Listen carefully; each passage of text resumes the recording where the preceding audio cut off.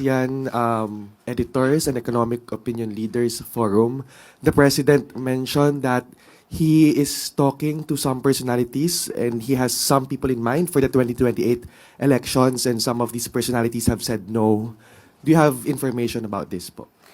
Hindi pa po tayo nakausap ng Pangulo patungkol dyan. At pagka po nakausap ko na po ang Pangulo patungkol dyan, bibigyan ko po kayo ng detalye. Pero sa ngayon, ang sabi po ng Pangulo talaga, ang tutok po niya ay serbisyo.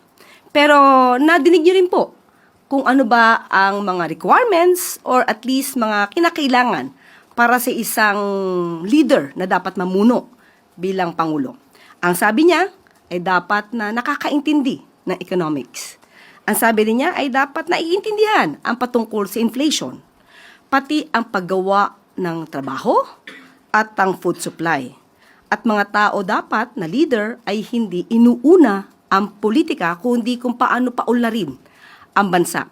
So sa mga nangunguna o inuuna ang pamumulitika sa ngayon, mag-isip-isip at baka hindi kayo qualified. So yun lang po. So, dapat mag-isip-isip sila kung sila ba'y makakatulong sa bayan o makakapagpayaman lamang ng sarili.